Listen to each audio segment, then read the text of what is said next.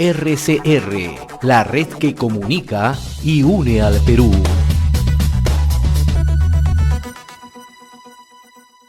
Es grato saludar a esta hora y le agradecemos, como siempre, la cortesía, la amabilidad que tiene con RCR, Red de Comunicación Regional, al doctor Guillermo Dulanto, profesor principal de la Facultad de Ciencias Económicas y Empresariales de la Universidad de Piura.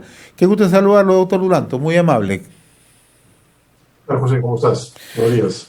Bien, naturalmente, ¿no? Esta situación de incertidumbre política, esta definición que va a tomar unos días, está afectando seriamente a la economía, ¿no? ¿Cómo está observando usted la marcha económica en el país, ya no solamente en los últimos días, sino en los últimos meses, ¿no? Por esos ruidos políticos que se están generando por esta incertidumbre. Sí, bueno, siempre la actividad política influye en las tomas de decisiones de los actores económicos, ¿no?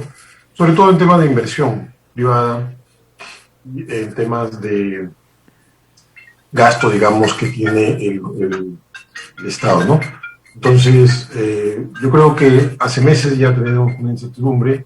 Primero la pandemia, que es una crisis sanitaria que ha impactado en la economía, y luego el tema político que también influye. Entonces los agentes económicos se ponen muy inciertos, paralizan las inversiones hasta ver qué es lo que va a pasar, ¿no? Yo creo que por ahí.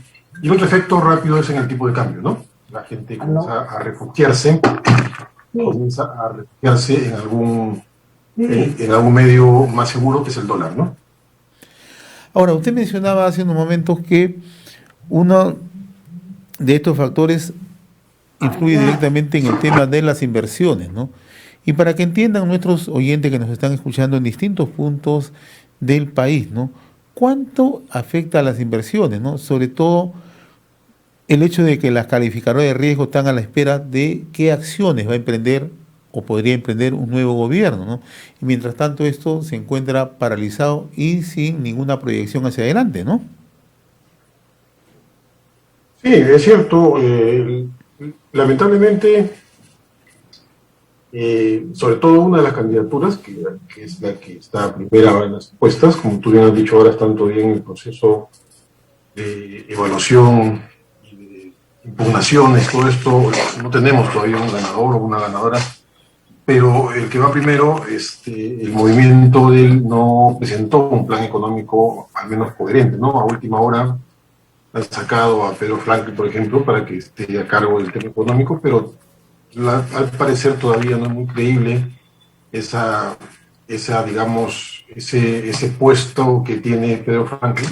Entonces hay mucha incertidumbre, ¿no?, al respecto, porque el plan evidentemente era muy sesgado hacia el comunismo en un principio, luego han querido un poco aminorar, digamos, esta impresión. Pero sí, hay mucha incertidumbre y esto, como tú bien dices, impacta en el tema de la inversión. Están paradas, no hay que olvidarse que la inversión privada en el Perú es cerca del 15% del PBI, entonces estamos parando un poco las inversiones. Esto ha afectado la calificación de riesgo de Perú, está afectando bastante el tema de los precios de la economía, sobre todo el tipo de cambio.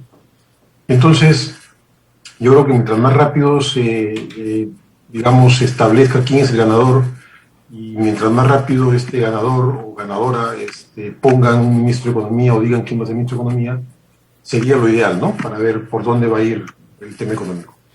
Ahora, usted mencionó a Pedro Franque, ¿no? Y justamente lo escuchábamos anoche al señor Franque, que le ha dicho que el modelo económico vigente ha permitido un crecimiento importante, ¿no?, en la economía y sobre todo en la producción minera, ¿no? Pero también ha notado, ¿no?, que en el caso, ¿no?, de las inversiones mineras, él señala que se requieren más impuestos porque los tributos son insuficientes, ¿no? Entonces, esto genera confianza, por el contrario, ¿no?, genera más incertidumbre.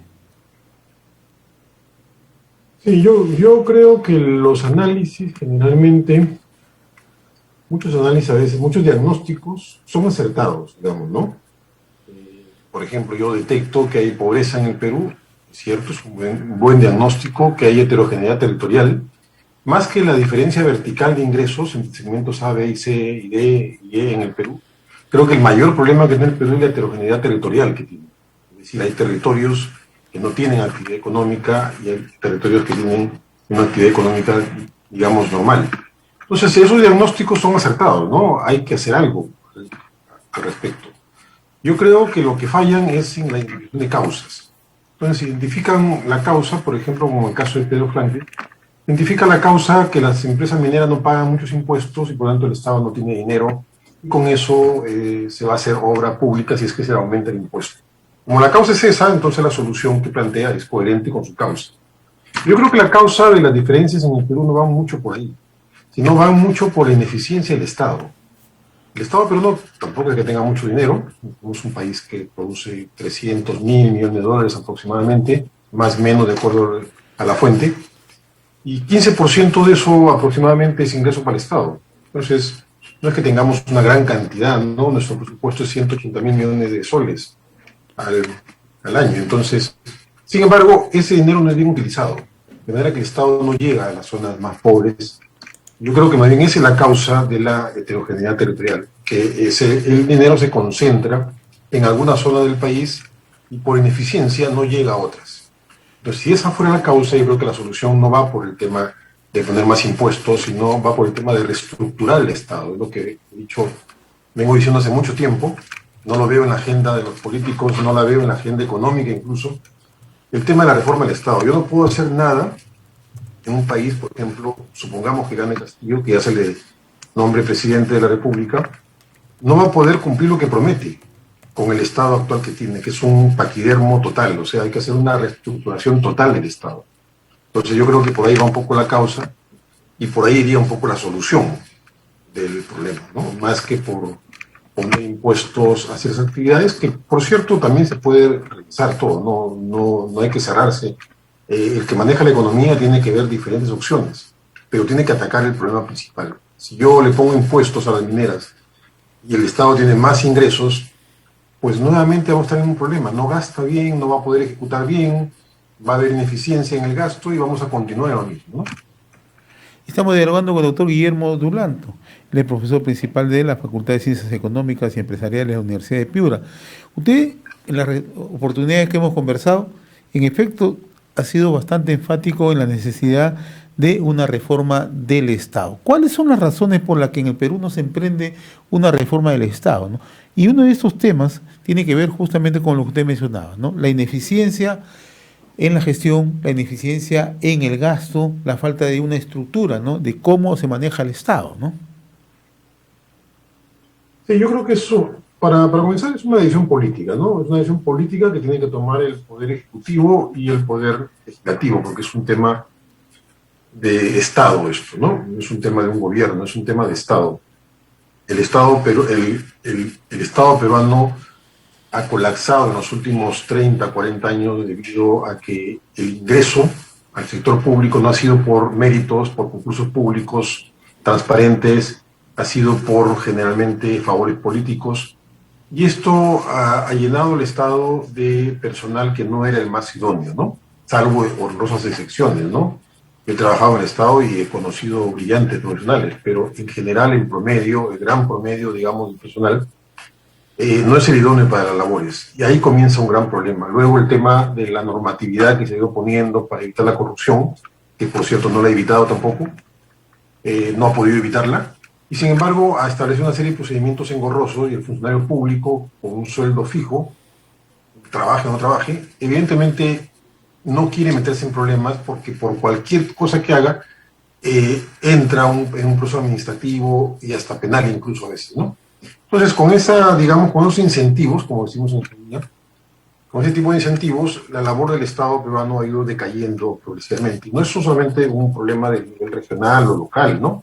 Que es lo que siempre se saca en los medios. Es un problema del nivel nacional también. Los ministerios son muy ineficientes. Los organismos públicos descentralizados, en Piura tenemos experiencia de agro rural, el PCI, que no han hecho bien las obras de reconstrucción en Piura. Entonces, yo creo que en ese sentido, una primera reforma que tenemos que hacer es del Estado, y eso tiene que ser un consenso político, ¿no? Porque tiene que haber una ley que establezca, una ley de emergencia que establezca una reforma total del Estado peruano. Yo creo que sin eso no vamos a poder terminar. Tú imagínate, José, que en RCR no funcionan bien, que todo está entrampado, que las personas que están manejando los temas no son idóneos, y de repente viene un nuevo ejecutivo y dice RCR va a ser la número 1 del Perú, pero no cambia nada absolutamente de lo que está dentro, pues yo creo que no va a poder conseguirlo, ¿no? Y eso es lo que ocurre actualmente en el Estado. Otro tema que los inversionistas también es el tema de la seguridad jurídica, ¿no? La actuación del Congreso, la inestabilidad política, ¿no? Y la falta de definiciones de los candidatos. Uno tiene una visión un poco más abierta al mercado, y el otro es una indefinición todavía, ¿no? Y ahí pasa un tema principal, ¿no? La autonomía del Banco Central de Reserva, ¿no? ¿Cuán clave es que se respete la autonomía del Banco Central de Reserva, doctor Duranto?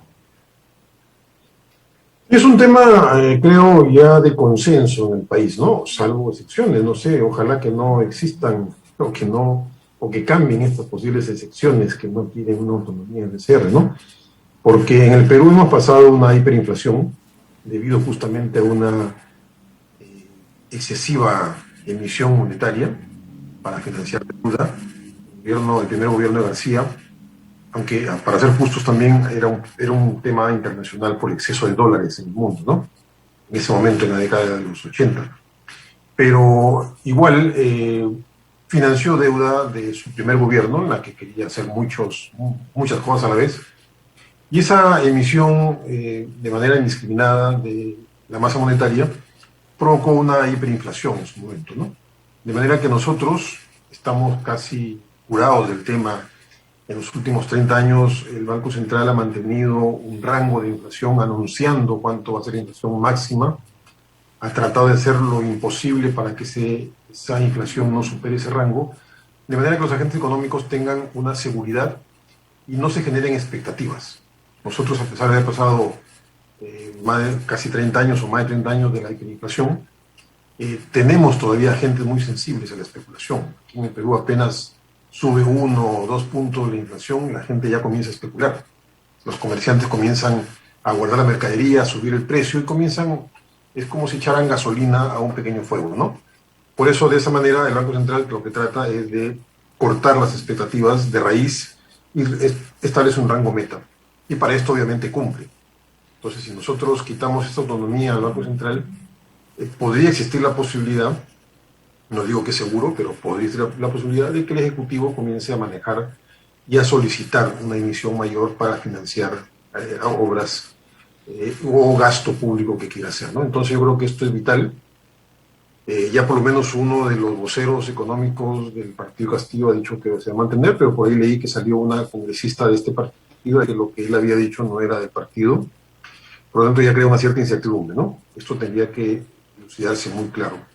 Yo tengo la esperanza de que, como ha pasado en otras oportunidades en el Perú, elegimos un presidente con un discurso muy radical y que después se va cambiando. Ahora, en el tema económico, porque también no hay que descubrir la pólvora, aquí no hay que, la economía no, digamos, los ingresos para el Estado de parte de la actividad económica no se aumentan por arte de magia. Esto no es un tema ya de ideologías, es un tema pragmático de lo que realmente ocurre. Entonces yo creo que una vez estando ya sentado, se den cuenta que hay ciertas cosas que tienen que mantenerse porque si no, todo se puede salir del cuadro, ¿no? Doctor Guillermo Duranto, como siempre, muy reconocido por esta comunicación con RCR, Red de Comunicación Regional. Ha sido grato conversar con usted, muy amable, que tenga buen día. RCR, la red que comunica y une al Perú.